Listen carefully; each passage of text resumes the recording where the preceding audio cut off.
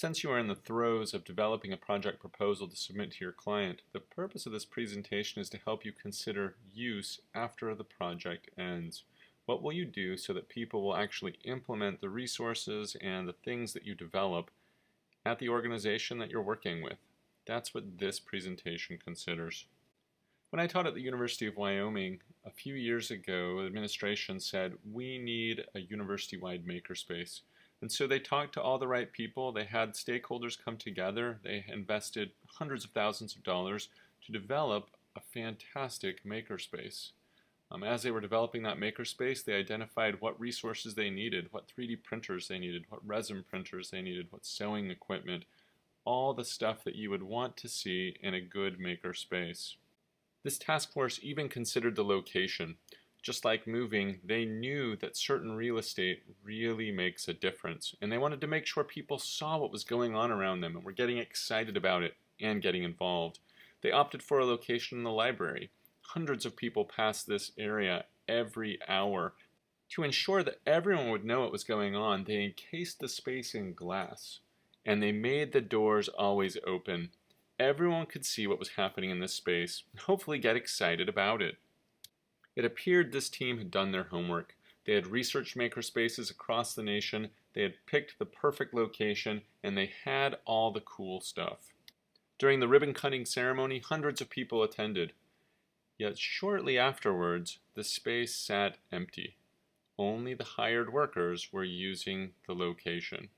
What had happened? What had they done wrong?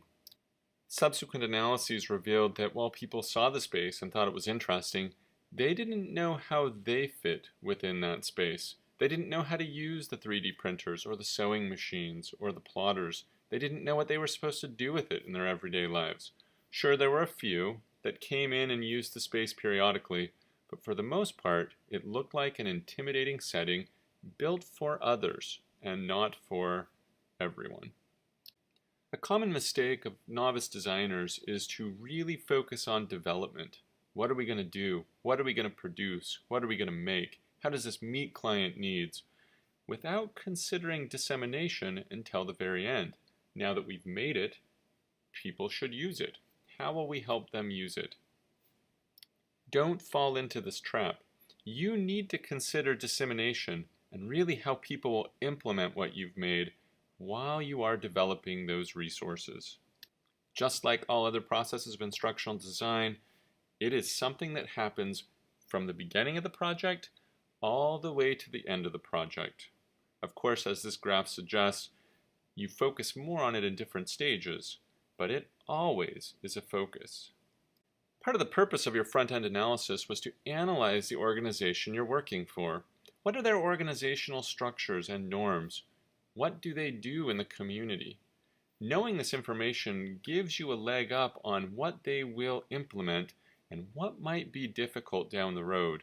It helps you consider what you have to do so that your project will be successful and adopted by the time you finish the project. In part, for this reason, you analyzed multiple perspectives of different stakeholders. What do they want to see? What was normal to them? What was missing? Adoption doesn't just happen. In fact, there's multiple stages of the adoption process, and there's multiple categories of people who adopt. Depicted as a graph by Everett Rogers, who talks about 5 different adoption categories. The innovators and early adopters, the people that really see the idea and get on board.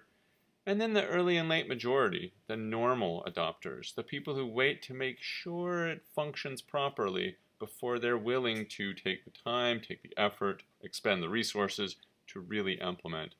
Finally, at the end, you have the laggards, those that really push and shove against the innovation. They don't see a need for it, and they don't want to adopt it. What you're looking for are, who are those innovators? Who are those early adopters that can help you disseminate and diffuse your products through the system to get other people involved too? Remember, fantastic makerspaces can collect dust if you haven't considered your audience and how they'll use the space. You need to help people know what your innovation is. Know what the resources and materials you made are supposed to do. Then you have to help persuade them to actually use them. With the makerspace, individuals saw the cool gadgets, they saw the 3D printers, but they didn't know how to use them. And there was no guidance on how to use those resources. There were no tutorials. There were no things they could look up on their free time. There was nothing. And so they left it alone. As you develop your resources, how are you going to persuade and teach people how to use them so that they can make a decision to implement your resources? But adoption doesn't occur with a decision to implement. They have to implement over time. The resources, the things that you've built, need to become a part of the culture of the organization. How do you go about doing that? It goes back to your stakeholders again. Everett Rogers said every organization has a series of people that others pay attention to, that they do things because those people did them first. These are known as the opinion leaders or the champions, and they can come from any aspect of the organization. It doesn't have to be the leadership. If you can get those people on board, if you can get them excited about what you're doing, then they can lead the rest. There will always be individuals who decide not to adopt whatever you propose. But if you can give the resources and the support, really think about who's going to use this, and how are they going to use this, and how are we going to help them want to use it, it will make your project 100% better. As you consider your project proposal and what you're going to do for your client, make sure you consider use.